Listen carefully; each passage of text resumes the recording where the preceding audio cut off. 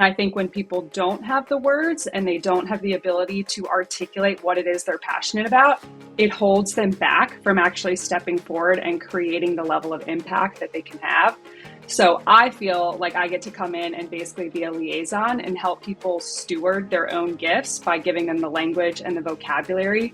I could come up with reasons, but it's really hard to put it into words, helping people uncover like what's already there, but Exactly. putting it into a way that actually connects with people so they can understand you. Using my God-given gifts to help my clients own theirs, because I think language is that powerful.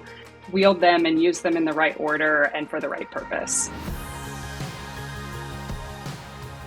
Well, welcome to the show. Today we have Kaitlyn Parker, the founder of Copy Uncorked, an amazing copywriting brand and education platform. We worked with Kaitlyn 2020, and she helped me and Jessica go through copywriting, something that we didn't really know much about, and it was amazing. So it's been fun just staying in touch and seeing how much your business has grown and education and everything. So just excited to chat with you. And now welcome to the parent club too. So it's been fun. But Yeah. thanks for coming on. Of course. Thanks for having me, and happy to be here.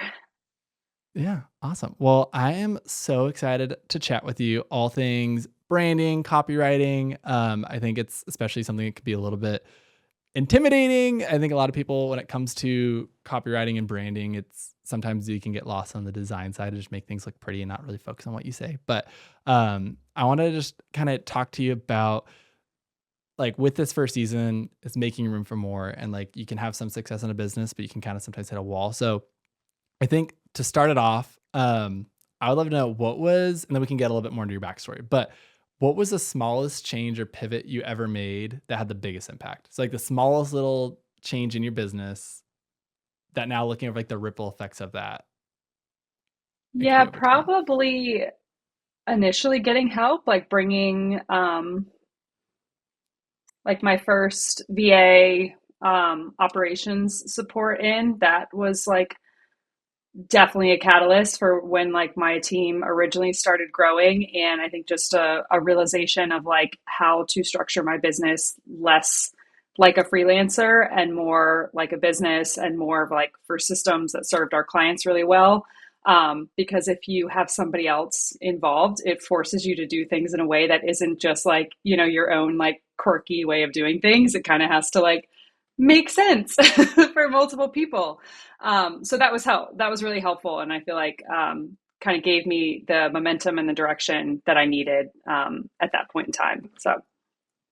Yeah, I love that. I know I totally relate to that systems of you kind of have like your house, how it's organized and it's kind of messy, or just like business. You're like, okay, I'm going to kind of duct tape things together. Yes, and then exactly. when you have to like train someone on how to do it, and you're like, you're like, I can't show them this. Okay, I need to pretend like there was a system in place. Right.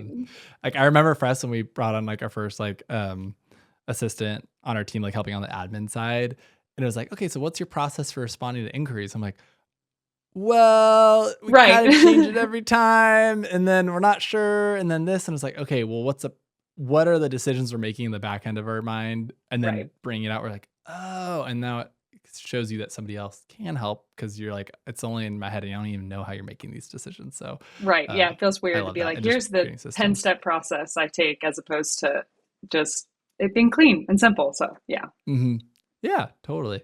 Well, that's super fun. I love those like little small adjustments that can have like a huge effect. So going back, I'd love to hear Copy Uncorked. I mean, people check it out, probably know about it. It's like beautiful brand. I mean, I love analogies and like symbolism. So just like the whole wine thing, just like it runs so deep, which I love. Everything from the vintages and all that stuff. But take us back, like when did you start it? What like prompted the idea? Totally. Like crazy into it, but I just love how long ago was it and what was the inspiration? Yeah, I started the business in 2016, and then I married my husband, Connor, who you and Jess met that year in Carmel back in 2017. And after that, I was like, I don't know, not feeling aligned with my LLC name, which is KVH Creative. Like I was like, those aren't my initials anymore. I really wanted to narrow down into copywriting. And Connor and I took a trip to France, and we went to the Champagne region, and we went to Aix-en-Provence, and we went to all these like champagne houses, and just had an incredible experience. And on the plane, on the flight home, like literally the whole concept for Copy Uncorked like dropped into my brain, like, writing it on scratch paper on the plane. And just again, really wanted to like focus down into copywriting. And I loved the idea of grounding it in this wine theme and not in like a cheesy way. I really wanted it to kind of have like refinement, like your favorite, like boutique hotel, because I felt like the world of copywriting was very like flashy, like bright neon colors, like all about getting attention, versus I wanted to create something that just felt more emotionally resonant and like you just kind of like felt the truth and the depth and the soul of. And so Copy Uncorked just felt like the perfect avenue to do that. So I partnered up with a really great designer and she helped me curate the brand aesthetic. And yeah, I went full time with it in 2019 and have been at it ever since. So Ooh, I love it. I didn't realize, 2019, that was the year before. I didn't realize like the yeah. timeline leading up to it. I feel like you were doing Yeah. it for like 10 years by that point. Well, I had been Um, doing it since for, 2016. It just was like, I had been moonlighting like crazy. I was working at a marketing agency and I was overseeing the content and brand department and taking connect calls at like 7 a.m. in the morning and coming home and writing drafts until like midnight, literally drinking wine, like while I'm like trying to wind down from the workday, but trying to like, so yeah, it all happened very fast. I love that. No, you built such a strong brand. I love that so you came up with the idea when you're on vacation. Yeah. Mm-hmm. I love that. I love the creativity of just making room to get Yeah. creative. Like when I look Mm-hmm. back of all of our ideas, it was like on a flight somewhere Yeah. where my legs are hurting and I'm just like reading a book or something, Yeah. or walking somewhere. So Yeah. was it on the way back from the trip? Yeah. On the way back. Yeah. So yeah, all the good wine, and then on the way Yeah. back, you come up with the idea.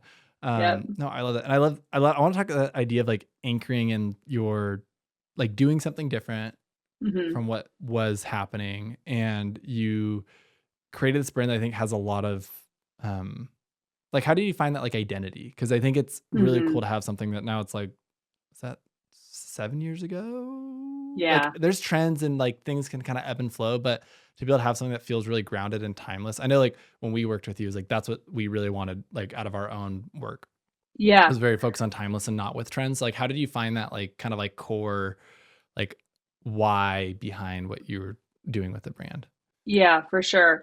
I feel like it's kind of how my brain works. Like whenever I have an idea, I almost feel like I have to like try it on for size. And like being a messaging strategist and a copywriter, I automatically start like trying to map out all the language associated with it. So like when I had the idea Mm-hmm. Copy Uncorked, I was like, okay, but can I really flesh out this analogy? Does this really actually like make practical sense for the services that I'm offering? Like, can I still make this clear or is it going to get lost in translation? So I pretty much always like go to a blank doc and kind of start drafting stuff out. And then again, trying to find that open space, like really trying to figure out what my positioning was. And it sometimes is helpful if you're struggling to figure out what you want to be because you're just seeing what everyone else is doing or you're seeing trends. You can kind of also start thinking about what you don't want it to be. And so I knew again that I didn't want big, bold serif fonts or sans serif fonts. I knew I didn't want neon colors. I knew I didn't want language that you see everywhere talking about copy that converts. And,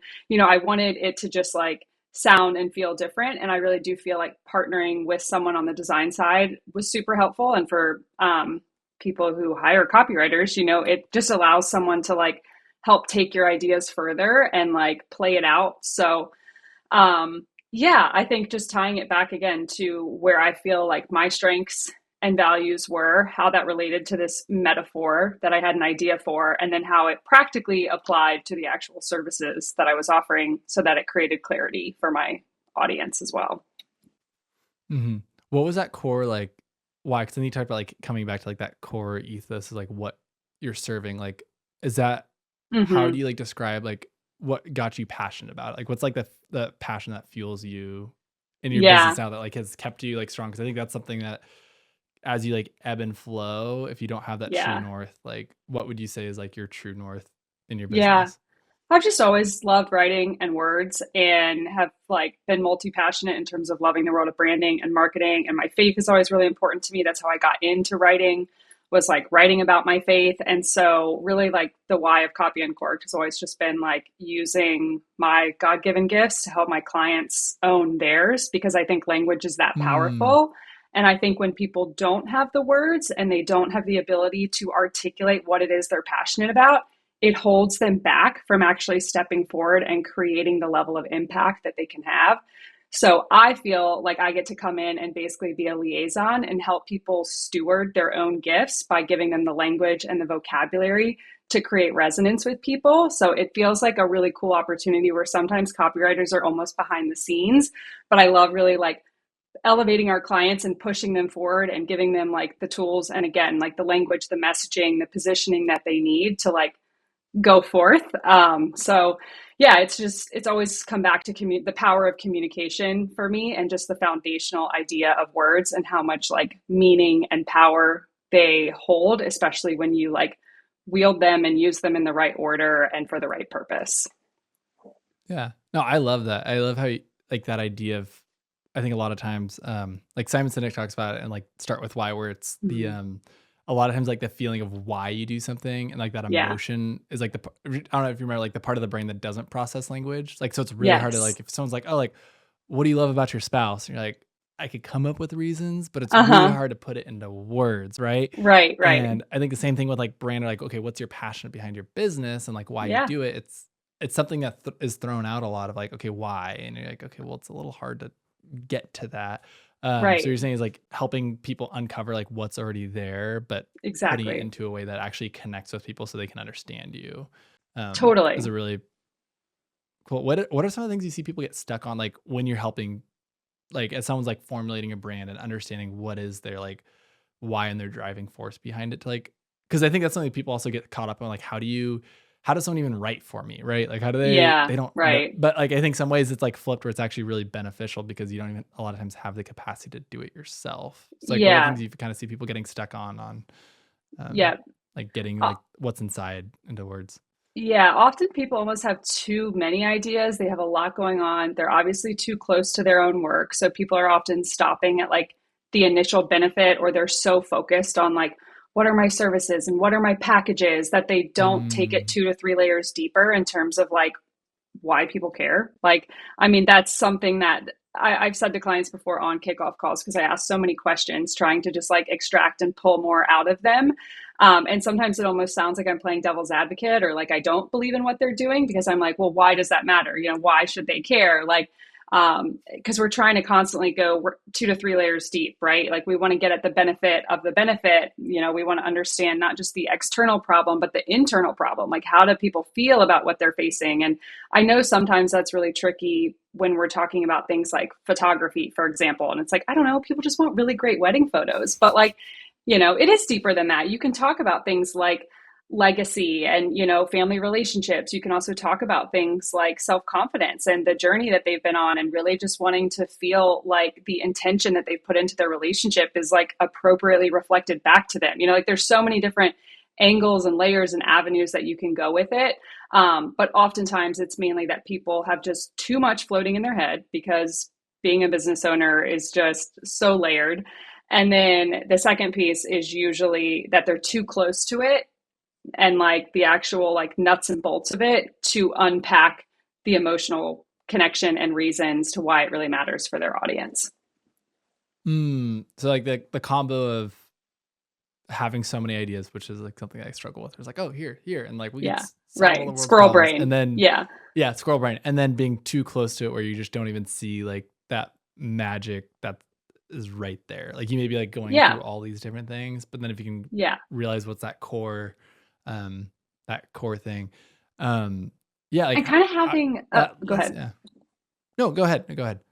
I was going to say it's kind of like having someone hold back a mirror sometimes. And like copywriters are also like Mm, trained at what to look for. So, I mean, I've had clients write like a genius line in their intake form that they don't even notice. They don't even think twice about. But I'm like, this is what we're constructing all of your messaging around because this hits. Like, this isn't something that I've heard before.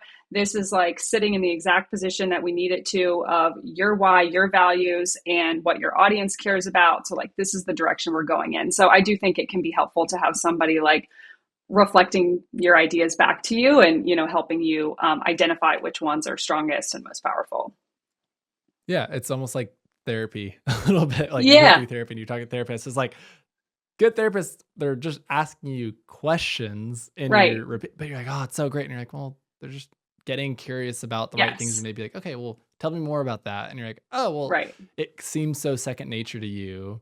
But then the Yes. things that feel natural and I think feel authentic is something that's hard too, where I think people can get Yeah. really overwhelmed if you're trying to put up this facade of a brand or and a Right. facade is like a strong word, but I think maybe unintentionally where we were focusing on what do people want versus if Hmm. you can just show up like yourself authentically and how do you Yeah. communicate that in a way that you're going to attract people so you don't have to like work really hard at doing it because Right. it comes naturally.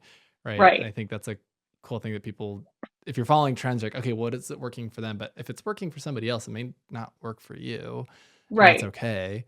Um, And but yeah, this is almost like a sidebar on that note, but I have been obviously playing with AI a lot more and making sure that since it's mhm. part of my industry that I'm familiar with it and how it works and all of that. And there's huge advantages to it. And it's something that like I'll incorporate more and more into our educational products. But one thing that I find interesting is sometimes a new pain point that's like emerging for people in writing their own copy is overly relying on AI and AI basically giving you words before you're ready for them. Like sometimes what I think can be so Mm, powerful about copy development is that it's coming out of a season of growth. It's coming out of lived experience. It's coming out of something that you have like tangibly been a part of and you're able to like relay the feeling of it. And even though a copywriter can sometimes serve as like an interpreter, I sometimes feel like when people are prompting AI or giving it information, it's too limited. And then AI is like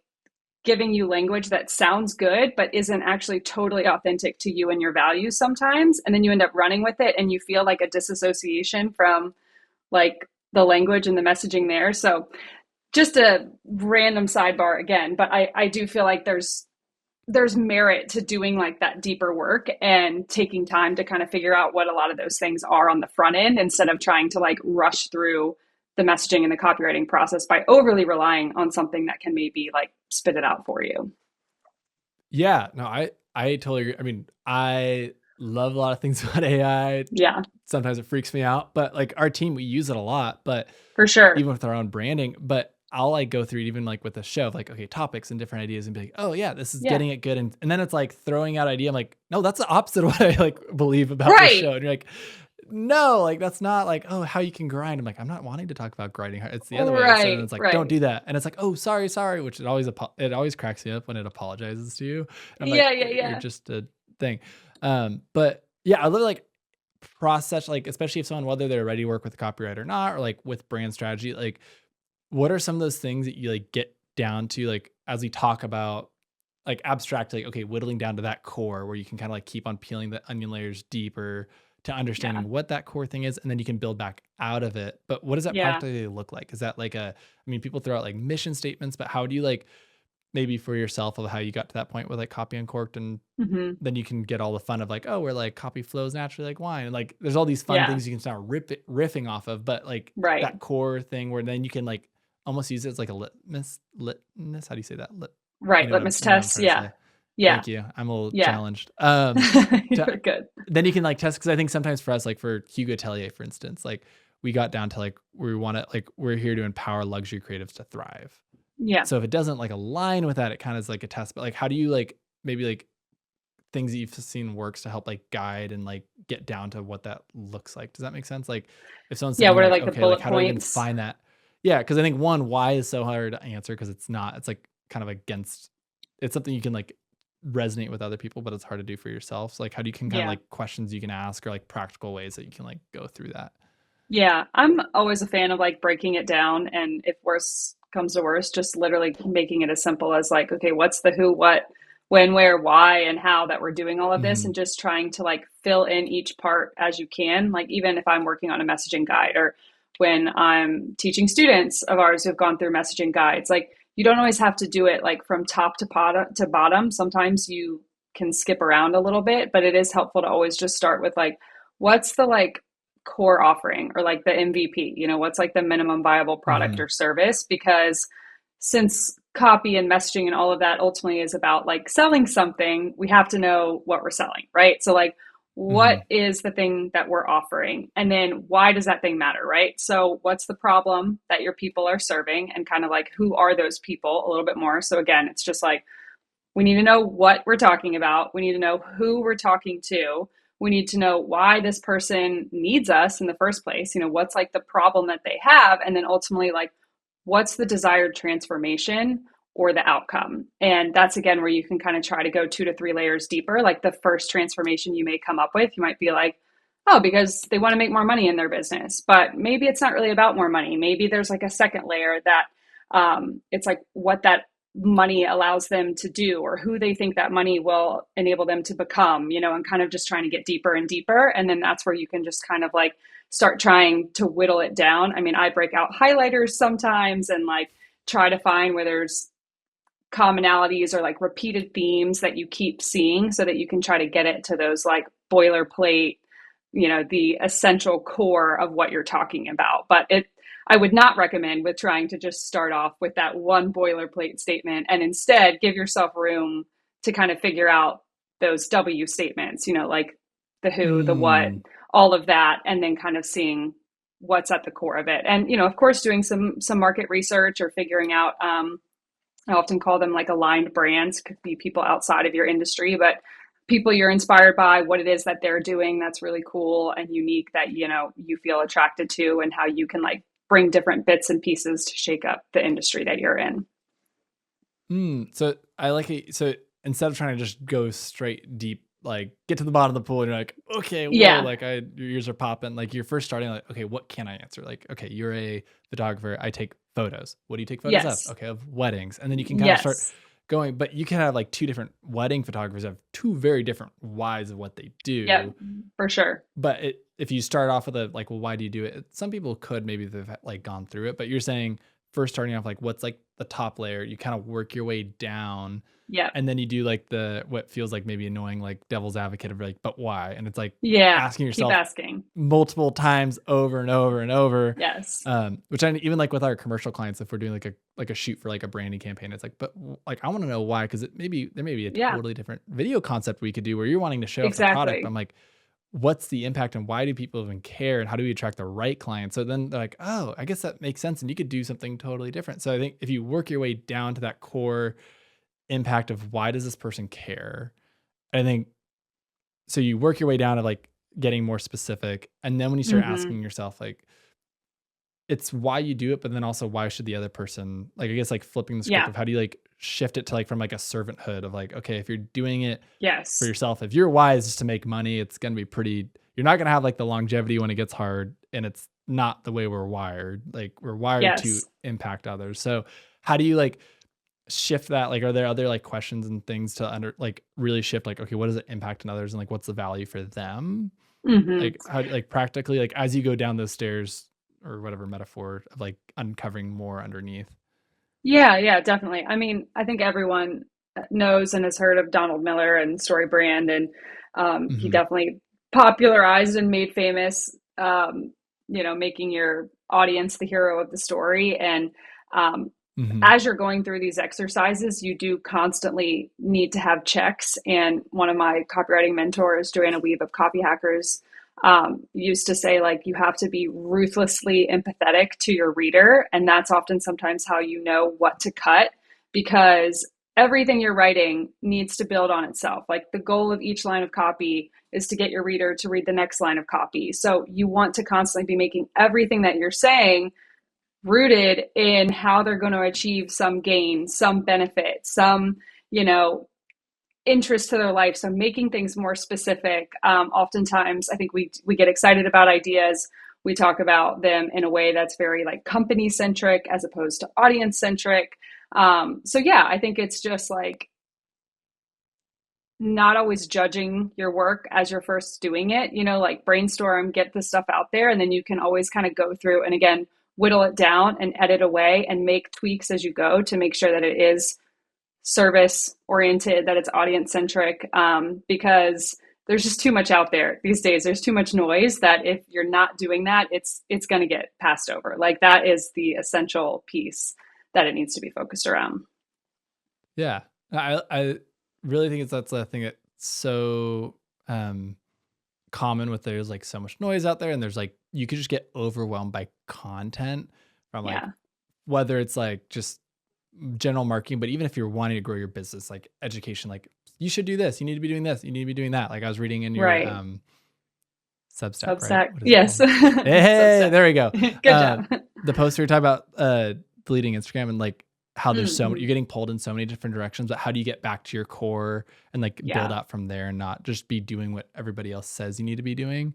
And I Yeah. think it'd be really refreshing, and you can get like decision paralysis is real. And you look at habits of like, we're Yeah. just going to go to like whatever's the easy option. So how do you kind of like rewiring your brain and your pathways to be focusing on solving the right problems that are like empathetic to others? And then Yeah. from there, Hmm. it's like, okay, well, now it's like you're not selling, you're just attracting the right people that you're wanting to serve. Yeah. So And like, I guess like, what are some practical ways to like kind of like distill down and like, if you're like pulling everything away, what do you first pull in? I guess what you'd say if you're like, okay, let's just like wipe the desk. We're throwing everything off the desk, and like, how do I know what to now start like adding intentionally back? yeah, and some of that can come through like if you've been in business for a year or 2 years, like not looking outside of your business, but looking inside of your business. Who have you already worked with? What have they said to you when they inquired? What have they said Mm, to you after they worked with you? What did they say to you throughout the process of working together? Like, it's so funny how we're like, I don't know, but our clients and our people are telling us constantly, right? And so like there's all this data and there's all this information in front of us that sometimes we're just not listening to. So you can become a better marketer and a better copywriter simply by just being the best listener and being incredibly curious about what makes people tick, what makes people take action, what actually like excites them. We often will call them like motivational triggers, understanding what mhm, their beliefs or their blockers are. We've all read copy that we're like, oh my God, how did they know that that's what I was thinking or feeling? And that just comes from people who ask, from people who are in conversation, from mhm, people who are connected to their audience. So it's never about like you being over here and your audience being over here. It's trying to bring those two things together, like almost creating a very close overlap. And the other thing that I just kind of wanted to say too about like being empathetic to your audience is like also affirming them. Like, it's a little bit different in the sense of like photography and, the wedding industry and stuff like that. When obviously you're affirming them, it's their wedding day, you're excited, but sometimes you'll see in like coaching industries or things like that where there's a inclination to talk down to your audience, but like you want your reader to feel like, again, they're the hero, you're guiding them to this success that they want to feel, but you're ultimately just like putting success in their lap, and it's like they're excited because it's their journey, it's their story, as opposed to it being like all about us and our brand and our business and how shiny and great can we make it look. It's more so how good are we at helping our people achieve success, and those are going to be like the brands that really shine, are the ones that like um, just create that resonance because they're about the people instead of being so much about themselves. Yeah, I want to talk about that because that's a really good point about how do you. Yeah, I think one, especially obviously wedding side, everything's kind of like, oh yeah, yeah, yeah, which I think there's like elements you can come into it, but I think the coaching Yeah. education side is really good because there's, I think a lot of I see is one of like using a lot of manipulations Yeah. Hmm. to get business, which I already Right. don't. I mean, like I think and start with one a few other books talking about like, okay, you have like manipulations or you can inspire people. Hmm. And Hmm. inspiring is when you're propping them up. Manipulation's like, oh, Right. you're actually in the pit and here's my ladder and you could buy your way out. And you're like, so you Yes. created this problem for them that didn't really exist. And now they're like, wait, Yeah. am I stuck? And you're like, Right. versus, oh, hey, let me hear, oh, this is where you're feeling stuck. Let's solve a problem for you. Like it's like Yes. two, one is like, oh, Exactly. someone's standing in front of a mountain and like, I kind of want to get around. Someone's like, no, you're in a pit. You need to get out of a pit. You're like, well, no, Right. I'm trying to get here. And then if you can listen, be Yeah. like, oh, you wanted to go over here. Yeah, don't worry about the mountain. Like, let's go this way. But it's about where Exactly. they want to get. And I think I love that idea of like not talking down to people and like inspiring them where it should be encouraging. It should be like, hey, like Hmm. I'm just here maybe sharing what I've done to get to this point from like a Yeah. humility of like, yeah, I made the mistakes. I think a lot of times the coaching and wisdom is how can I, how could like learning why I love reading books is you take somebody's like years or lifetime of experience and mistakes Hmm. for like 10 to 20 bucks and a couple hours of your time. Like that's like the Yeah. best. I'm like return Right. crazy. And coaching too, if someone's gone through it, I want to learn from someone who maybe made mistakes, like hopefully got success, but Right. that's like the trade-off. And if you can have that like honesty of like, yeah, these are things that didn't work because no one's perfect. So how do we like speak to that and almost like be okay to show up vulnerability too? Of here's how you can kind of grow and maybe skip over some of these steps, but it's an exchange of value of like, hey, I'm focusing on like making your life better, but it starts with listening to even know what that person's wanting, and then make sure you're attracting the right people that Yeah. want that, right? Yeah, Um, absolutely. And that like vulnerability of like being a leader who goes first and who isn't afraid to be seen. And I think that's often a part of like growth and scaling. That's like scary, is all of a sudden it's like you're growing and then you hit this like moment or this ceiling of like, oh, I don't know how much more I want to share, how much more I want to go first. Like now I have a bigger mhm, audience and I don't want to trip publicly. Like I don't want people to like, judge what I'm doing. And there's like that visibility that starts happening where then you almost become afraid and you start pulling away a little bit, like we were talking about earlier. It's almost it can be easier at first to just like hit your first you know big peak, but then like where do you mhm. go from there? And like that's, I think, where that personal development piece that people often talk about in entrepreneurship and in business comes from, because it's like that doesn't stop. You have to keep doing that. And a lot of times in people first and relational businesses, like the age of the personal brand, it is a lot about like sharing your own lessons learned, your own experiences, rather than just trying to like shed light on what your audience is doing wrong. It's often like, hey, Mhm. here's what I've gone through, and this is why I am equipped to help you get to where you're trying to go with like the least amount of bottlenecks or stumbles along the way. Yeah, if you start with vulnerable, like no one wants to be vulnerable. Like you're in a setting like how do you cultivate friendship? Like someone needs to be Yeah. vulnerable and go first. And then someone could be a jerk and be like, oh, that sucks for you. And you're like, okay, you're probably not gonna stay friends with them versus Right. like that ability to, and maybe that is something cool too, where when you are vulnerable, like some people may not be attracted to that, and that's okay. And I think a lot of messaging Yeah. is who you're detracting is just as important of who you are attracting. Yeah. And the more you can be honest about yourself, like how are ways, like I feel like sometimes people want to like solve all the problems and not be like, oh, I don't do this well. But how can that almost be a benefit when you really can niche down and be like, no, this is what I do and this is what I don't do. Yeah. But these are the people, and like how that can like result in more trust and longer term growth. Cause I think sometimes people Yeah. think to have more, I just need to do more. But how is Right. like doing less actually a bigger impact? And like when you can re-leverage yourself.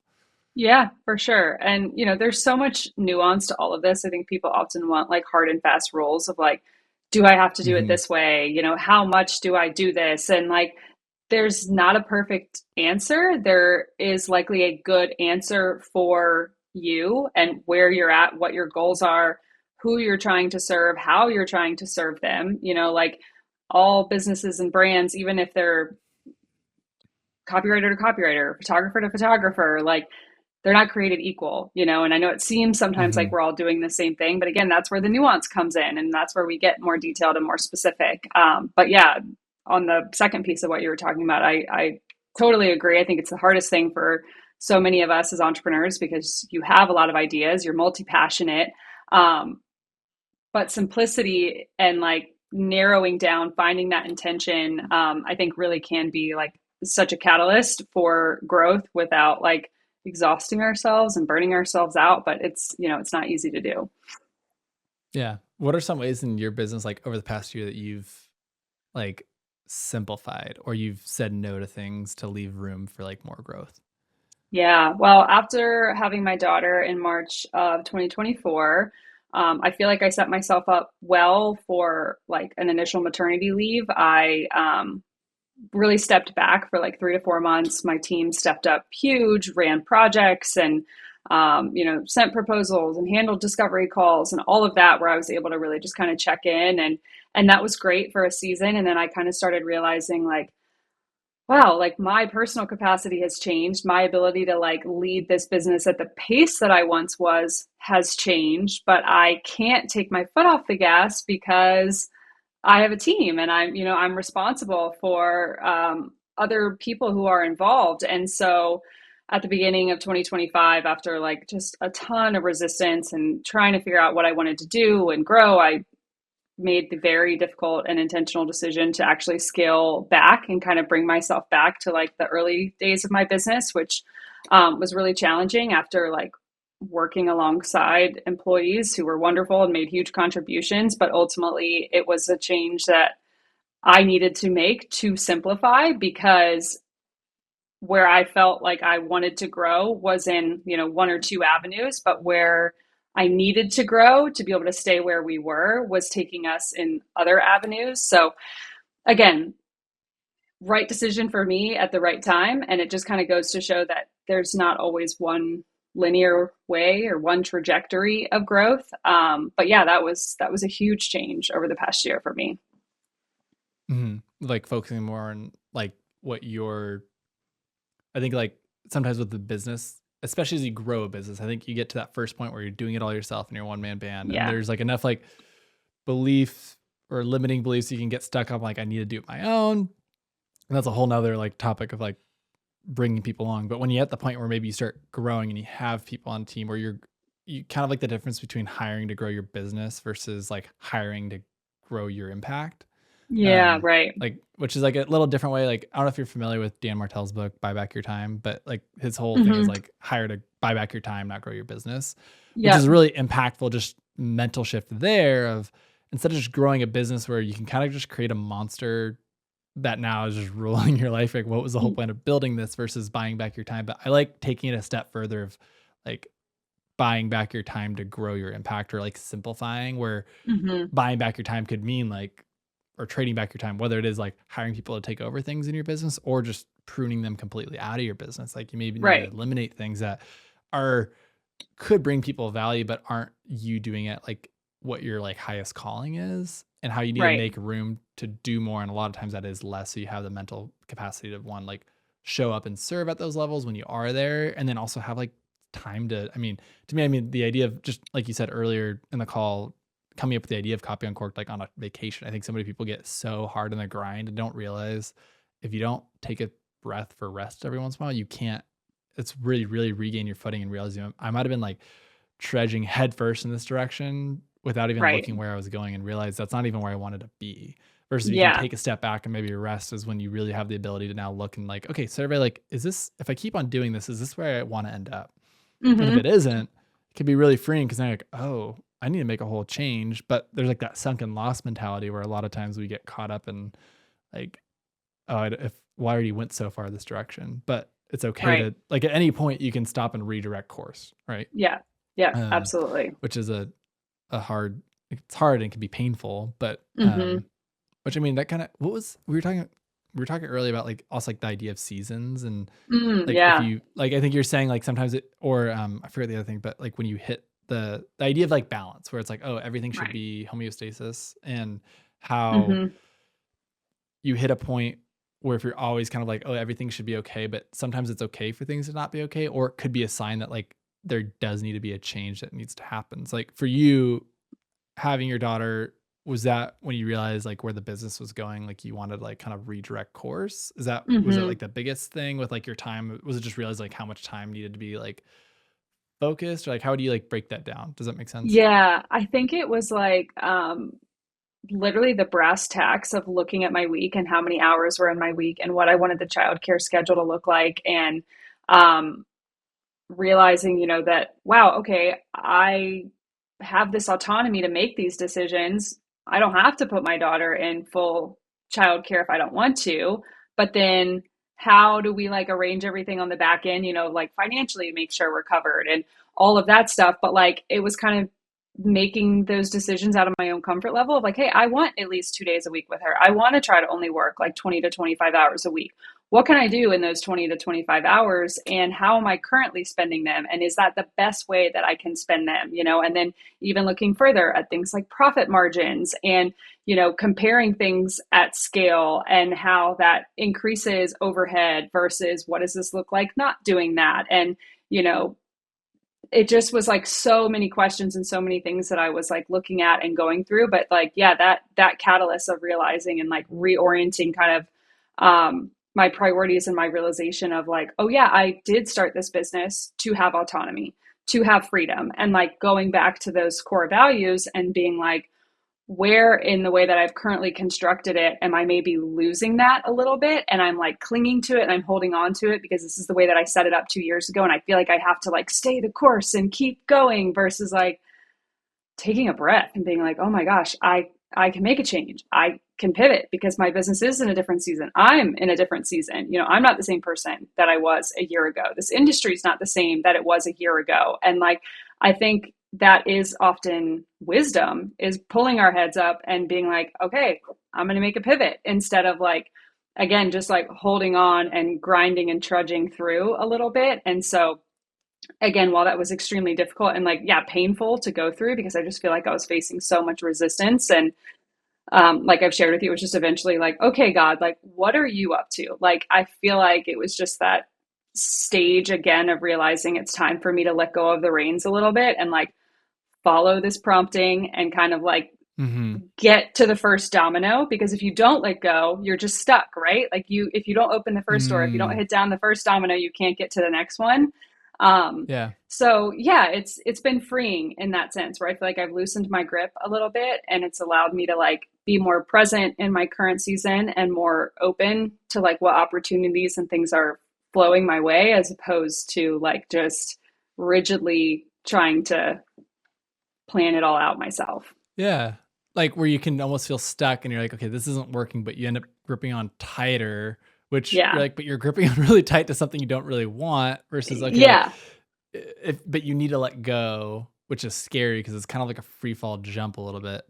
But Yeah. that's where like the faith comes in to be like, okay, if I'm going to trust God, it's like, okay, this is like Right. what I'm hearing. And like, it's scary, but if I can make that Hmm. leap, like it could be to something even bigger. But to get to that point, you need to first let go. Like it starts with letting go, Right. because Right. otherwise you don't have the room to like have the mind space to even like listen and hear and come up with the ideas and like act on them if you only have so much time. And I think it's really cool. Like for us, we really relate when we had Rachel. I remember we had her in 2021, which was like the craziest wedding season like ever.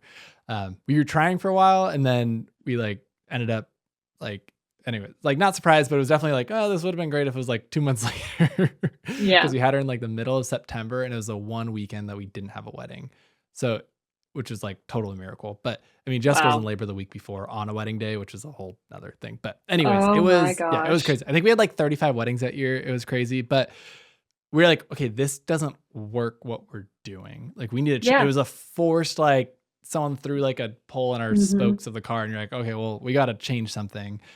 And then I remember driving home from like, I had to shoot a wedding the next weekend. And I was just like, wow, before having her, like my whole life revolved around like at the time was like Hugo Film Co., our core business.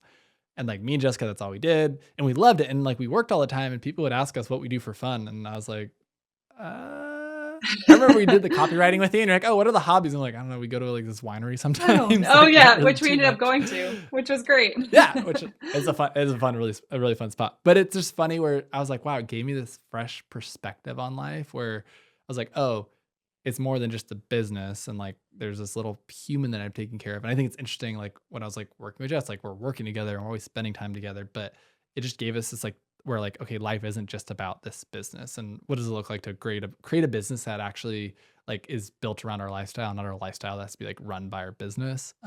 Right. And just, but to do that, like we had to step back and step out in faith. Like one, like that's the first year we started hiring like editors to help edit our work. And that was like a huge financial, like, I think when we did that, it was like probably like 30 to 40% of our revenue. Like it was like, we could not Yeah. afford it at Wow. the time. Like it was like something where like we couldn't do it. But also I knew that year we would be underwater because we had no other option. So we had to step out in faith and do something that we couldn't afford to be able to like create room for us to do a higher like value activity Mm-hmm. where like, okay, we can shoot more, we can like think of the business, figure out how to like grow the business instead of just be in it.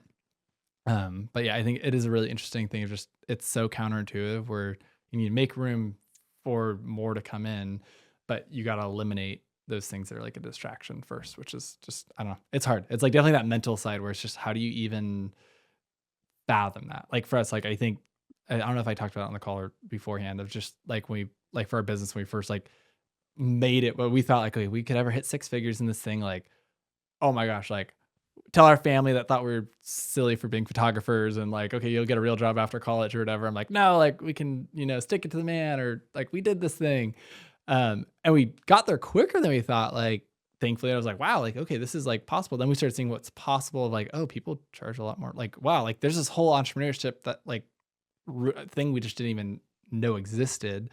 Yeah. But we were still in that grind. Like we were working like 60 hours a week. It was crazy. Like we're just grinding really hard. And then we realized like, oh, if we could do less with more intention, we could actually grow further. And that's where we had years where we're doing like 3 or 4 times the amount of revenue, but we're working way less. We're working like 20 hours a week. And it was like, wait, but how's that even possible? Like people talk about like, oh, you can do like people like saying like, oh, making $1 million is easier than making 100. And you're like, oh, that's sentiment, but is that really true? But, and you're like, wait a second, like you're just, because to do that, I think obviously people can do things like unethically, and there's like, I think that's like hard because there's a wide range. But if you're Right. leading first with like providing value in others and serving people first, and that's your heart, and you're starting from that point, and then for yourself, you're focusing on ways that you can like elevate the way that you serve others and provide more value. The only way to do that is like as you like figure out more and more what your gifting is, and then you Mm-hmm. enjoy it. And if you enjoy it, you're going to be more productive. You don't need to be doing it as much. So I think that's like a very interesting like distinction. Like for you now that you've been like scaling back, how have you seen like are you starting to see like the benefit? Because I think it's interesting too, where like there's like the sowing season where you start planting these seeds and it takes some time to see the benefits of them. But Yeah. are there ways like now you're seeing like, especially like having a daughter, like where you're like wanting to be home, and like we totally really like leaves in the other room right now. She might start screaming, but like having them home is like a really sweet season. But yeah, how have you seen, where am I going with this? Like having that like balance, I guess, like that balancing of like priorities of like with family and like how much you really want to be working, but then how it's like paid off where it's like you've been able to like accomplish more in less time. Yeah, I think it really is like just constantly trying to maintain like a positive perspective, because it's so easy in our social media world to constantly think other people have like more time, more resources, more of all these other things that we don't have, right? And like, especially if you Mm-hmm. become a parent, it can be really easy to be like, I'm so sleep deprived. I am juggling all of these things. Like, can't, like we just like build these subconscious lists in our head of all the reasons why we can't do something. And I feel like I've tried really hard in 2025 to almost get excited about constraint in a weird way, because sometimes when you're looking at a blank calendar Monday through Friday, you're like, all right, well, I could do this, I could do that, I could do this. It's like the possibilities are overwhelming that almost like it's hard to ground things down. But when you start with your why, with your values and your priorities, like you see where there are little gaps for everything else, right? And it kind of forces you to be Mm-hmm. like, okay, well, I have 4 hours to work today.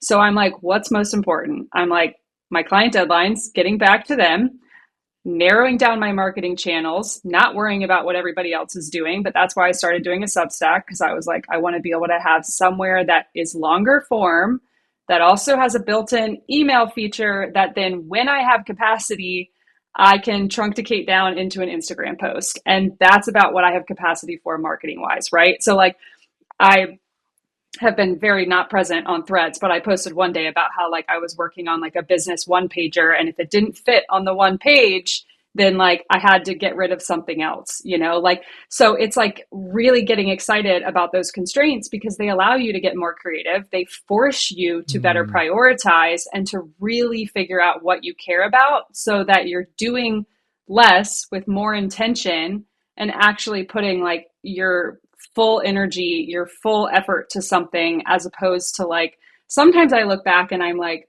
what was I doing Monday through Friday, from like the second I rolled out of bed with a coffee cup until like, I mean, don't get me wrong, we did a lot. So like I know where that time went, but I'm also like, yeah, but had I given myself constraints, had I said no, this workout or this going to play tennis or this time with, family is just like a hard, immovable thing on my calendar, like what would that have looked like? Could I have saved myself some seasons of burnout? Could I have maybe like said no to things that allowed a better yes in another area? So Mm. yeah, like I think it's just you got to constantly work on your mindset. And I can say that because that's something that I'm trying to actively do every single day. It's not something that I'm a master of, but I think it's one of the hardest parts of entrepreneurship. And like you just got to keep your mind right. And you have to work with constraints, and they will change season to season, whether that's parenthood, whether that's just lifing, like things just hit us at times when we least expect it. Um, but yeah, doing the best you can with what you have. And so that's been fun. I agree on how it's like you were mentioning, like it's just brought balance to your life. I feel like it's made me a little bit more well-rounded. So yeah, I'm kind of going off on a tangent now, but yeah, that piece of constraint unlocking creativity Hmm. can be really powerful. Yeah, the power constraint is crazy, and I think it's an interesting balance where I'm like, you have scarcity but abundance, and like how they all kind of like play together. But when you can create intention with constraint, like constraint is really good. Where have you read the book The One Thing? Have you heard of it? I don't think so. Oh, he I need talks your about book like list. You have so many good I recommendations. will send. I know I need to do a booklet. I don't know. Read them first. But in The One Thing, that one's actually I've read that like I think maybe 3 or 4 times because I cannot get the idea through my thick skull. But like it's a really good book.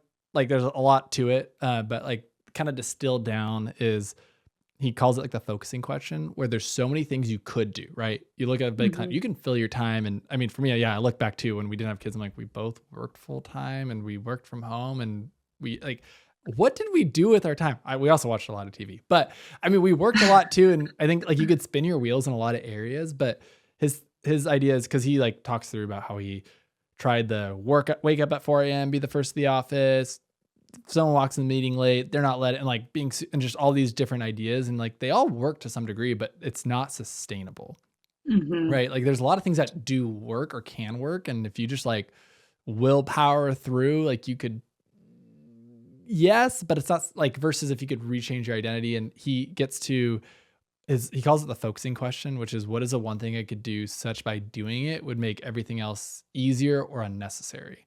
So when you're looking at your day, like, okay, what is my big goal? And you could start from like, what's your someday goal to like what I want to look like life to look like in 10 to 15 years to like my 5 year goal. And you could work way back. You could even have your goal for the day of like, hey, today, what is the one thing that if I get this done, it's going to be a success. And by doing that one thing will make everything else easier and necessary. And it reframes the way you solve problems, and it helps solve like Yeah. bigger problems with more simplicity. Because if you're like, okay, what's the one thing I could do to like, I'm trying to think of an example, but like grow a business that's like rubber, like gives me the ability to work from anywhere. And I only want to work this many hours. Like, so what's one thing I could do to get that? And then it's like, well, I could do Mm-hmm. this. Okay, cool. Now what's the one thing for me to get there? And it may be like, okay, I need to start reading for like 5 minutes a day, to be able to start reading. Yeah. Like you just like, for me, I took that and the combo of, there's other book by Craig Groeschel called The Power to Change. And I think it's in that Mm-hmm. one or Atomic Habits, where he talks about like changing habits is so hard. Of like, habits are powerful. They help you actually do life on autopilot, because we would be going crazy if we didn't have habits, because you couldn't, there's Yeah. so many decisions every day.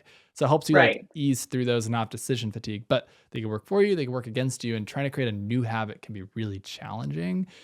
And Mm-hmm. his thing is like, we make decisions when we have to make a decision. It's usually based out of our identity, not just off of Mm-hmm. like willpower, right? So if you can first focus on changing your identity first, then it's easier to scale. So instead of be like, hey, I want to be someone who reads for an hour a day, that's cool. But if you're like, oh, I need to check off every day I read for an hour, like that's not going to happen. Like I've tried doing it, it doesn't happen. But his thing is like, if you're Totally. going to start a new habit, it should take 2 minutes.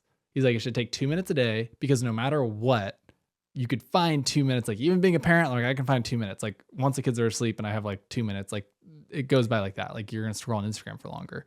Um, but that helped me to give like one, get rid of like the resistance and like the perfectionism where I'm like, oh, I missed a day and I'm not reading. Like I wanted to read a book a week or a book a month or whatever that, probably a Mm-hmm. book a month for me, because I'm a slow reader. But um, that's like, oh, you keep on failing and then you get like discouraged. So you don't want to do it. And then you're like, have shame from yourself and everything versus just doing 2 minutes a day. It's like, one, it's easy to keep doing it. And then two, if you miss a couple days, you're like, well, it's just like, okay, I'll start the next day. I'm not trying to do a streak, but just starting with something so small. And then for me, I went from like, I'm like a dyslexic, ADHD, whatever kid that never read a book in school. Like, how am I going to start reading? But just reading 2 minutes a day shifted my identity. Like, oh, like I'm reading. And the crazy thing, I think reading 2 minutes a day, like you could still finish like a couple books a year, maybe 1 or 2 books a year. Not that many, but Yeah. like actually even just reading 2 minutes a day, like I did the math. I think that's like 12 to 14 hours a year, Yeah. which is actually like 1 to 2 books, which I'm like, that's way better than nothing. Like for me, if I did that, that probably would have changed more. But those small little adjustments that can now like have bigger impact. And there's like those 2 books are really good of just like practical ways that you can like habit stack, or like if you want to go on runs in the morning, like leave your clothes out, and then you're like more likely to be Right. able to like just work with your habits. But I forget where I was going with it. But yeah, on Yeah. the book It's just side, it's that. just there's so many good things, folks, like refocusing your attention to like what is the priority. That's what it was. You're saying like creating constraint, which I think is practical when you're a parent. Like I only have 4 hours, so I'm not gonna like waste time. Like I don't have that Mm-hmm. luxury. So I Yeah. need to know when I do have time, what is the biggest impact I can do? And then sometimes with the one thing, when you have like 3 or 4 things on your list, we tend to do the 2 to 3 things that aren't the most important. And then it's like the one thing that would have really mattered, we don't do. And his mind's like, just Yes. make it one thing. Like you can't, One thing. like, I think that prioritization, like either priority or one of those words, like literally means one thing, but we prioritize multiple We things. make And he's it, like, it yeah, literally we make means it plural. it's supposed to be one. Yeah. It needs to be like, it's singular. Like you can't have, once it's done, you can move on to the next. But yeah, I really like that concept of just like simplifying down and not overcomplicating things. Cause sometimes people can make business super complicated and I have all these things I need to do. And now I get overwhelmed and now I'm not going to do anything. And you're like, well, Yeah. if you just do little by little, you can have progress. Right, right. I mean, you just said so many things that sent me down a different path, but that last piece I will speak to first because I do see that often. Sometimes, like, clients will come in and they're super ambitious and they have incredible ideas, and they'll be like, okay, I need a brand new website and I need 4 sales pages because I'm going to create 3 courses and I'm going to start a podcast and I'm going to do this, and oh, my blog, and oh, I need this Instagram strategy. And I'm like, okay, I'll ask some questions and then I'll be like, no, here's what we're going to start with, because mm, all of those things then take maintenance, right? Like, so it's often kind of being like, mm, do I have the capacity to make all of these things sustainable and to do them well, to do them with excellence? Or do I need to pick 1 or 2 of these things and treat it like building blocks? Like, hey, once I have this like solid in place, this is in a good structure, it's humming along. Okay, then maybe I can add something else. I think sometimes we're eager because we see other people's year 10 and we feel like we need to build it on year 1, that then we end up building it mm, bigger than we can actually carry in that, current season or state of our life. So like, again, it's like coming back to, okay, even if you do the smallest amount, what can you do really, really well? And then maybe we can talk about adding that next piece. So sometimes I feel like where most people are like, how many things can you upsell a client on? I'm like the person who's like, no, we don't need to add all those like extras. Like, yeah, it's take just as much out as possible and just make it like a really core, like simplify. Like if you yeah, can just yeah, simplify and make it really, really straightforward to your core offer, it is really powerful and then you can get really good at it. yeah. Um, oh, And I you just think said like something. Yeah. No, go ahead. I'm going um to think about it in a second. yeah, let me know as you think of it. But as you were talking and as we've been talking, I do think sometimes the hardest part is like actually really knowing what we want. And like my husband and I have had talks a million times, especially before our daughter was born, of like where we wanted to move to. We talked to you guys about that when we were in Mhm. California. Like, what type There's of still time, by property? the way. Yeah, right. It still may happen. Who knows? What type of property we want to live on? Like all of these things. And like, I feel like this year I've been trying to come back to like how I want to feel. And like, I don't constantly want to feel stressed out. I don't constantly want to feel like I'm on a deadline. I don't want to feel like all of these things, which are helping me to arrive at how I do want to feel. And so to do that, it's looked like you said, realistically, I can do one big task a day because my time is limited, my childcare is limited. So it's like, yeah, having that big task, and then if I can only do one big task a day, how much can I do a week? How much can I do a month? So like constraint has probably been like the theme of my life lately, but kind of just like backing into everything and using that to figure out how you want to feel. And on the like goal or habit side, I do think we also often like set like quantitative goals for ourselves, like, oh, I want to read 10 books this year, or I want to make $1 million, versus like you were talking about, like the behaviors that get you there. Like, I'm just going to pick up a book for 2 minutes a day. I'm going to like get dressed to go on a run. Or I feel like even back in high school and college when I was playing field hockey, like I feel like I had success in some seasons because it wasn't so much like, oh, I want to win a state championship. It was like, I want to be the most in shape on the team, or I want to be the hardest worker on the team, or I want to like give 100% every day in practice. So it's like, we have to focus on the day, right? We're often like looking at the whole year. We're looking at like the big picture that can be a lot sometimes, and leaves us feeling like we don't have a clear next step, versus breaking things down into like, what do I need to do today to basically arrive at, like, what behaviors do I need to do today to achieve that goal in X amount of time that gives me the feeling that I want to ultimately feel. Yeah. I think that idea of feeling is huge, of just getting back, because that's with why, like people's why. If you like the book, like Mm-hmm. why is a feeling, and people remember how you remember how people make you feel. You don't Mm-hmm. necessarily know what they said, and like with copy too, it's like such a powerful thing where you could lose the words, like you may not remember exactly, but you remember how it But you made know you how the feel. words made you feel. Yeah. Yeah. Which, and I think the same thing with business, of like, okay, whether it's a monetary goal where you want a business, like I do believe, like if you're having a successful business, it should be making more money and give you more freedom of time. Like making money is not a bad thing. It can be a great tool as a byproduct. Like it can't be the end Yeah. goal. But if you focus on how you want to feel, like now I love not being stressed, having where I can feel like I could go on a walk, like all those things that are usually not also directly about finances, but then you're like, okay, well, what finances do I need to be able to do that? What type Mm-hmm. of impact? And you kind of reverse Right. engineer back into it, which I really like, of Mm-hmm. focusing on that core feeling. And then even as an identity of, okay, I want to be the difference of like, I want to make $1 million versus, okay, I want to be like a generous, successful business person that has a business that generates that. And I make decisions that are valuing my time with my family.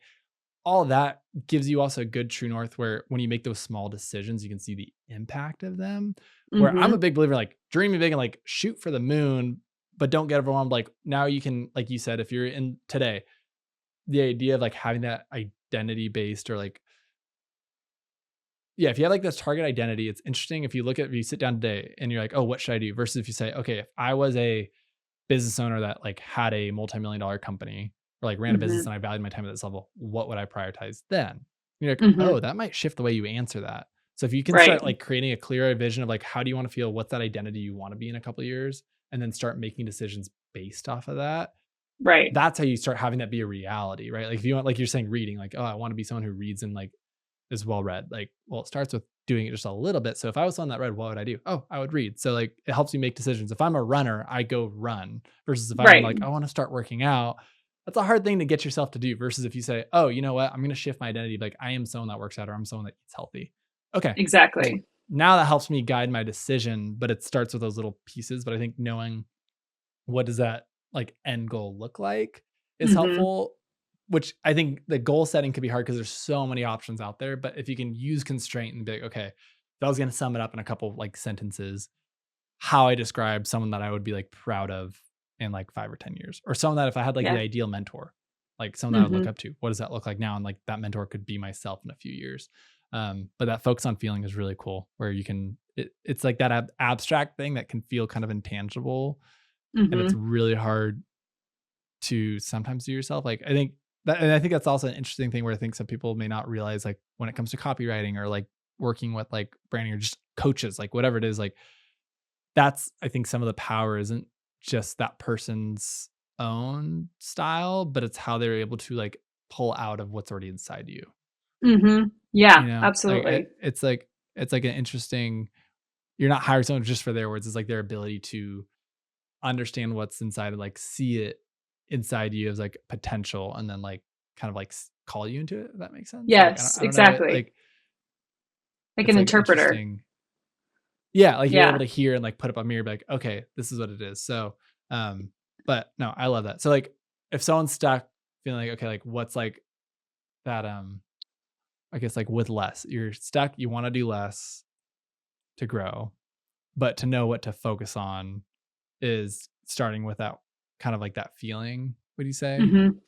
Yeah. How do you to want your tie it all days together? to feel? Yeah. Like, how do you want to feel as a Mm, business owner? Like, and that really honestly eliminates so many things, because if you don't want to feel like you always have to be on camera, or maybe you do want to mhm. feel like you're an extrovert, you want more in-person connection. It's like, again, all of those feelings are helping dictate the behaviors, which are allowing you to kind of see, okay, are my actions actually in alignment with the way that I want to feel? Because if they're not, then I'm never going to feel the way that I want to feel on any given day. So yeah, I think some of it is that. And then I've really liked the exercise of working within like a one pager. And what I mean by that is saying kind of like, okay, what's my lead magnet? What are like my marketing channels? How often am I posting to each? What are my core offerings? How am I, like, how much time do these core offerings take? And basically just kind of like doing the math a little bit to figure out if what you say you want your weeks to look like and how you want to feel is actually aligning with all of the things that you're tasking yourself with doing, that maybe sound and look good, but is not necessarily helping you achieve those goals. So, Yeah, no, I love that. I think we did this like a similar thing where we look back and see like what does our past week look like. The real way to do is like to like audit your time every 15 minutes, but I'm never yeah. going to do that because I'm just so like not. I can never finish a reading log in school. I can't do any of that. But I could look back on my calendar and say, okay, these are the things I was spending my time doing, and kind of going through with like a highlighter with like a red or green one and be like, oh, that filled me up and I like doing it. Or, oh, like I don't like the feeling of doing that. And it's okay because Right. I like the feeling because it doesn't need to be justified. Like I don't need to Yeah. show why that's like, I just don't like doing it and that's okay. And then from there, Yeah. you could realize, is this something that I want to eliminate from our business completely? Or is there someone on our team that could take this over, or like another like company I could outsource to? Or like, yeah, or do I just eliminate it completely because it's just something I don't even like, I'm not excited about. And that's okay. Just because you Right. can do something doesn't mean you should do something. Right. And then like you said, like every day, like I think the idea of like success too, like people put it as this like destination or this mountaintop. And then people usually like, oh, this doesn't feel what I thought it was gonna feel like, because you're banking on this like outcome to like satisfy your core being. When really it's like Yeah. a daily practice of like, okay, are you doing what you're passionate about? Like, Mhm. are you feeling, like, are you stepping into your calling? And that's like what success looks like every day, where I think you can like, it's like a feeling and it's an action where Mhm. it's like fighting the fear and stepping into maybe like a little bit of the unknown to spend your time doing what you're excited about, right? Like, I think that's like what true Yeah. success is, or like how Mhm. would you like define like success? Or I mean, it's like a buzzword, but I don't know if there's like a better word to. Yeah. I mean, it's funny. My family did a big like New Year's. We all stayed in a big house in the Outer Banks together, Hmm. and we were like doing these question cards, and the success card came up, and everyone kind of like shared their answer. And I remember loving my uncle's. His was amazing, and I feel like I said something along the lines of just like enjoying like what you're doing, and to some degree like kind of feeling like in control, like feeling purpose. Like for Mm, me it is having autonomy and having freedom, but like knowing again like why I'm doing things, like not just doing things robotically, but feeling like I am intentionally doing things and I'm living in alignment with like the picture of who I think I am or who I want to be in my head, as opposed to like sometimes we can see ourselves in this way, but then the actions and behaviors we're doing on a daily basis don't necessarily align. So I think trying to create alignment between those two things, and finding like joy and peace, really, at the end of the day, success to me is being at peace. And if you don't have that, it's hard to enjoy whatever success, whether it's worldly or monetary or whatever comes your way. So it does and can for sure look a ton of different ways. I love success is peace. I think that's a really cool. Thank you. Actually, I don't know if I've ever heard that before, but Thank you. it really does ring true. Of like like if you have peace, like when you're not happy, or like if you have that peace, which you can have stuff going, like it can still be Right. crazy around you, but you can have peace with it. Like, okay, I don't have this stress or this, like, I don't know. It's funny to me when I look back, like school or like pre-married life and stuff, where life was technically simpler, but I was like way more stressed in school and stuff. And now I'm like, well, there's way more like balls in the air, but I'm way more like fulfilled and like I love life way more. And it's just so Yeah. interesting where it's like, yeah, the idea of like not having stress to me is just super valuable. And there's like a unique thing where there's like there can be like adrenaline, like some I like the Hmm. pressure of things of like, Right. I don't Right. know, whether For it's like on a sure. wedding, like there's things like performing where I'm like, oh, that's like a performance day, right? Like that's like a cool, 100%. like as being an athlete, it's like, oh, those are like fun outlets where it's like, okay, I'm like putting myself to the test to go through this, but that's not the same as like this underlying constant like hum, right? Like it's something where I can Right. like step on like the stage of whatever that looks like and perform and be like, oh well, like I've been like preparing for this. But that's different than just this ongoing like Yeah. stress of just always like I don't know. There's stress that you can thrive in, and then there's like the stress that creates like a long-term impact to like your immune system, your adrenals, like, when you just are becoming like an exhausted, depleted, unhappy person, versus, yeah, like I was sharing with a friend over the weekend that like probably from being an athlete and always being busy growing up and stuff, like motherhood is fun to me in a way. There's like so much happening all, you're like constantly cleaning a high chair or doing laundry or going for a walk or packing the kid up or changing a diaper. Like it's fun. I like the activity, I like being on the move, and like so it's not stressful, but it is like fast paced. It is, and then it does put me under some pressure for deadlines and work and stuff like that. But is it again with where I have that like feeling of peace at the end of the day, that like I didn't bite off more that I could chew, or that I constantly feel like I'm grasping or reaching for something else. Mhm. Oh, the parenting thing I relate where it could be like 20 kids at the house. We have friends. I'm like, oh, like we'll watch the kids. Like I remember we had like I forget maybe like two friends or like friends like going on a date and they're like their newborn, like 2 and 3 year old. I'm like, yeah, we have 5 kids. That's fine. I'm like, I Yeah. feel like the 10 arms, like, oh, I love like I can hold a baby and cook some food and then go clean up it. I'm like, oh, this is like Right. I feel like I'm on a game show that's like, oh, okay, okay, like can you do it? Like so for some Yes. people, like that is a nightmare. They're just like overwhelmed. I'm like, oh, there's certain things that I'm like, that sounds really fun. There's some things Yeah. that we're all wired differently, but yeah, I love that idea where you can Yeah. have you can step in the parenting is quite a relatable yeah, it's a funny thing, which I heard Yep. on a podcast, a little Chaos. side note about the parenting thing, which he was talking I think it was Chris Harder on his podcast. He's talking about like how so many times we can like make excuses for like one or the other, but it's always like a double-edged sword where like if Right. you're a parent, you're like, oh, like I wish I was like those people that have businesses that don't have kids, like they have so much time to do stuff. But Right. as a parent, you're like, I also value time differently and I'm able to do that. Hmm. Or like in education, or like talking to others, like we also build a different rapport with people that have kids because you're just like part of a club that like you just aren't if you're So not a much parent, right? Like unsaid. you just, Yeah.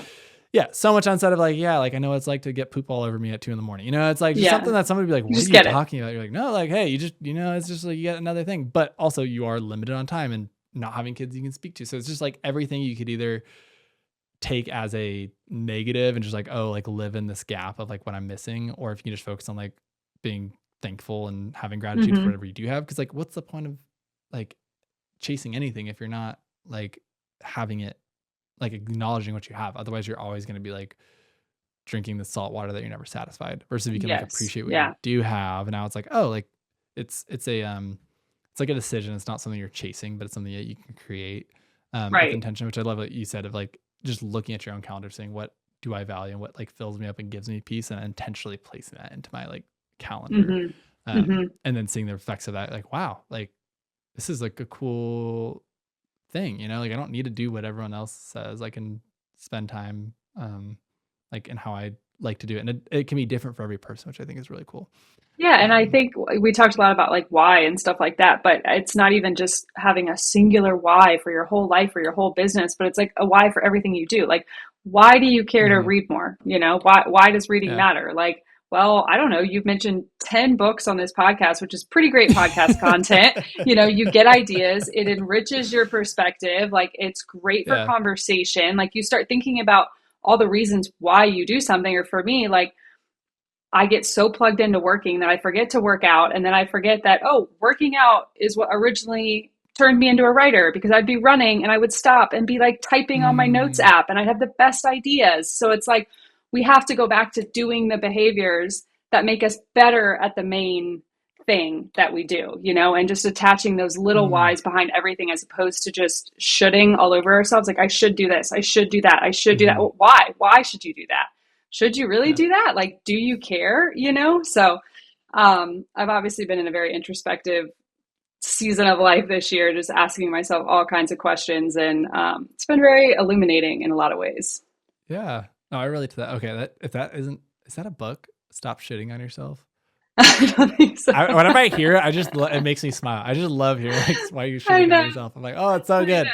If there's, wait, is there? Okay, I'm looking right now. Is there a book called Stop Shitting? I How do wouldn't you be spell shitting? surprised. I guess Shitting, SHOULD. ing, Yeah, shoulding. shitting on yourself.